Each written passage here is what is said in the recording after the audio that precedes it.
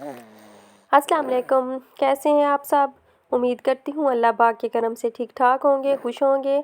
अल्लाह पाक तमाम देखने वालों को खुश रखे, आबाद रखे, आमीन सुम्मा आमीन। आज की रेसिपी में मैंने बनाया है गाजर का हलवा या फिर गाजर की बर्फ़ी। तो चलिए स्टार्ट करते हैं इसको बनाना। बिस्मिल्लाहिर्रहमानिर्रहीम। यहाँ पर मैंने एक बड़ी देगची ली है और उसमें मैंने 2.5 लीटर दूध ऐड किया है और उसके बाद मैंने इसमें 1.5 किलो गाजर क्रश किए हुए गाजर हैं, कद्दूकश कर लिए हैं मैंने इस तरह, ये मैंने इसमें शामिल कर लिए हैं। अच्छा, ये पहले ज़्यादा थे, ये क्रश किए हुए 1.5 किलो हैं। गुठली वगैरह भी निकली है और छिलका वगैरह भी, तो ये 1.5 किलो बच गए हैं। तो बस इसको हम उबाल आने तक हाई फ्लेम पर पकाएंगे और उसके बाद मैंने जो गैस का फ्लेम है लो टू मीडियम कर दिया है और इसको मैंने 15 से 20 मिनट पकाया है। तो ये तो 10 मिनट में ही अच्छी तरह गल जाते हैं, लेकिन मैंने इसको 15 से 20 minute low to medium flame पर पकाया है और उसके बाद मैंने गैस का फ्लेम हाई कर दिया है।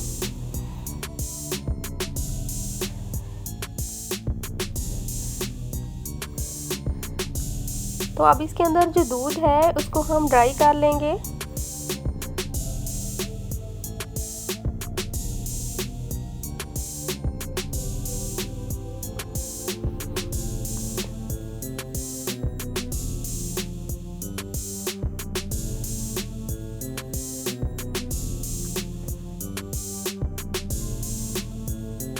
तो जब इसमें थोड़ा थोड़ा दूध रह जाएगा तो ये देखें इस तरह, तो बस इसमें हम इस टाइम पर मैंने इसमें चीनी शामिल कर लिया है। चीनी मैंने आधा किलो शामिल की है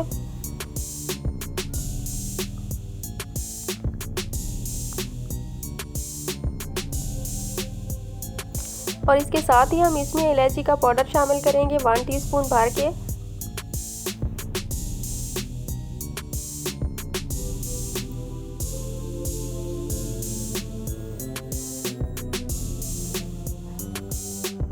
तो इसके साथ ही हम इसमें शामिल कर लेंगे अपने ड्राई फ्रूट्स। तो यहाँ पर मेरे पास सिर्फ बादाम है, तो इनको मैंने इस तरह बारीक काट लिया है और मैंने इसमें शामिल कर लिए हैं और कुछ मैंने गार्निश के लिए भी बचा के रख दिए हैं। तो चीनी ने जो पानी छोड़ा है तो उसको भी, और जो इसके अंदर थोड़ा बहुत दूध है इसको भी हम अच्छी तरह ड्राई कर लेंगे।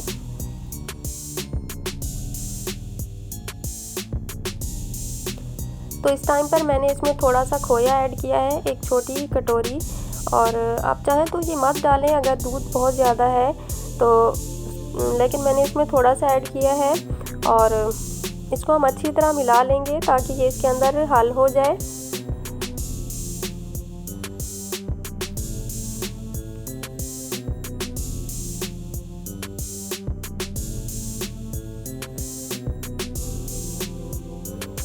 उसके बाद मैंने यहाँ पर 3 टेबलस्पून ये घी है, लेकिन मैंने इसमें 2 टेबलस्पून और भी घी डाला था, मुझे कम लग रहा था। तो बस इसमें मैंने 5 टेबलस्पून घी के ऐड किए हैं और इसमें जो है ना, अब हम इसकी भुनाई करेंगे।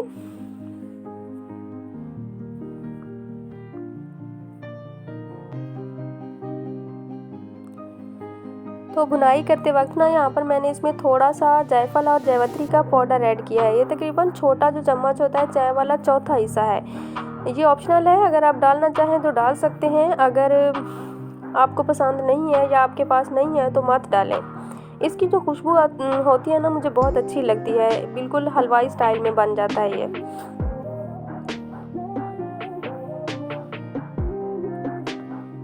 तो 3 से 4 मिनट जो है ना मैंने इसकी भुनाई की है और अब ये रेडी हो चुका है।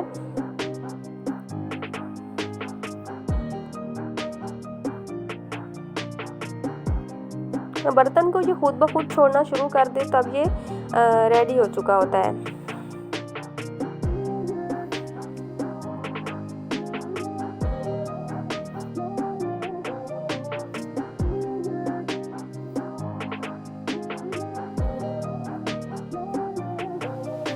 तो यहाँ पर मेरे पास ये चौकोर शेप में एक डब्बा है, तो मैं इसमें इसको डाल रही हूँ और ये ज़रूरी नहीं है, बस बच्चों को ना बर्फ़ी टाइप जो है ना ये बहुत पसंद होता है, इसलिए मैंने इसको बर्फ़ी की शेप में काटा है। अदरवाइज़ आप ऐसे भी प्लेट वगैरह में, कटोरी में डाल सकते हैं। तो बस कुछ मैंने ऐसे रख लिया था और उसके बाद इसको मैंने सेट करने के बाद थोड़ा सा मैंने इसके ऊपर खोया डाला है।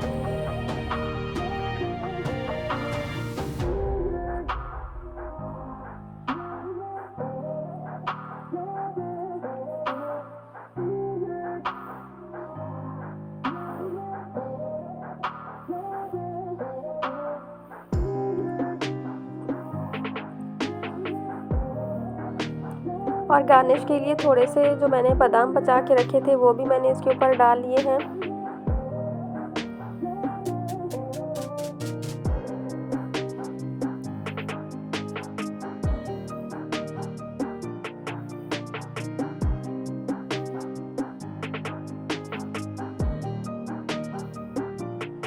तो जब ये ठंडा हो जाएगा तो हम इसको काट लेंगे बर्फ़ी की शेप में। अगर आप चाहें तो इसको ऐसे भी खा सकते हैं, जैसे मैंने कटोरी में डाल के रखा हुआ है। अच्छा, इसको ना डालते वक्त ना ऑयल से ग्रीस कर लें डब्बे को, या फिर बटर पेपर वगैरह नीचे रख लें तो ये इजी हो जाती है। इस तरह भी कोई मुश्किल पेश नहीं आई थी मुझे भी इजीली ये काटने के बाद इसको मैंने निकाल लिया था डब्बे से।